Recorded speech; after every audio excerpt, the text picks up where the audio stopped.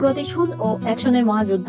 বাংলাদেশি সিনেমার সুপারস্টার সাকিব খান আবারও আলোচনার কেন্দ্রে। মেহেদী হাসানের নতুন ছবি বরবাদ নিয়ে দীর্ঘদিন ধরে দর্শকদের কৌতূহল তুঙ্গে ছিল। বিশেষ করে ছবির টিজার মুক্তির খবর ছড়িয়ে পড়ার পর থেকেই সিনেমা প্রেমীদের মাঝে উত্তেজনা বেড়ে গিয়েছে। অবশেষে পূর্ব ঘোষণা অনুযায়ী সাকিব খান ও প্রযোজনা সংস্থার অফিসিয়াল ফেসবুক ও ইউটিউব চ্যানেলে প্রকাশিত হয়েছে বরবাদের টিজার। 1 মিনিট 44 সেকেন্ডের টিজারে মিলেছে দুর্দান্ত অ্যাকশনের আভাস। একাধিক ভিন্ন লুকে হাজির হয়েছেন সাকিব খান। দর্শকদের কাছে এটি প্রেম ও প্রতিশোধের এক অনন্য গল্প হতে চলেছে, যা টিজার থেকেই স্পষ্ট। আর একের পর এক তুমুল অ্যাকশন দৃশ্য যেন দিচ্ছে রোমাঞ্চকর এক অভিজ্ঞতার ইঙ্গিত। টিজারের মারপিটের ধরন দেখেই বোঝা যাচ্ছে এবার সাকিব খান এক নতুন অবতারে আসছে। গত বছর ঈদে মুক্তি পাওয়া রায়হান রাফির তুফানে এক ভিন্ন সাকিব খানকে দেখেছিল দর্শক। এবার বরবাদের টিজার দেখে তাদের প্রত্যাশা আরো বেড়ে গিয়েছে। ছবিতে প্রেম, অ্যাকশন এবং প্রতিশোধের কাহিনী এক সুতোয় গাঁথা হবে। টিজারে সাকিবকে দেখে তীব্র রাগান্বিত ও রহস্যময় এক চরিত্রে, যা দর্শকদের মধ্যে কৌতূহল বাড়িয়ে দিয়েছে।